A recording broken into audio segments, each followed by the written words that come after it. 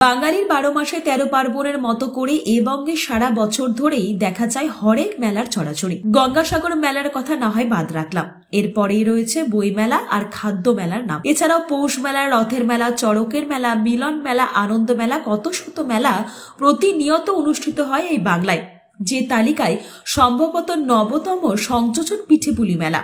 কিন্তু এই এত রকম মেলার ভিড়ে কেউ কখনো শুনেছেন মাছের মেলার কথা? হ্যাঁ, শুনতে একটু অদ্ভুত লাগলেও এমন মেলাও অনুষ্ঠিত হয় এই রাজ্যের বুকে, আর তাও আবার 2-1 বছর নয়, বিগত প্রায় 518 বছর ধরে হুগলির কেষ্টপুরে হয়ে আসছে ঐতিহ্যপূর্ণ এই মেলা। একদিনের এই মেলা উপলক্ষে বিভিন্ন ধরনের মাছের পসরা সাজিয়ে বসেন ব্যবসায়ীরা, যেখানে 45 কেজির তেলিয়া ভোলা, 30 কেজির শঙ্কর আর কেজি কেজি রুই কাতলায় পুরোপুরি জমজমাট হয়ে ওঠে কেষ্টপুরের এই মাছের মেলা। রাঘব বোয়াল থেকে চুনোপুটি, রুই, কাতলা, ইলিশ, ভেটকি, ভোলা শঙ্কর, মাছ থেকে কাঁকড়া, কি নেই এই মেলায়।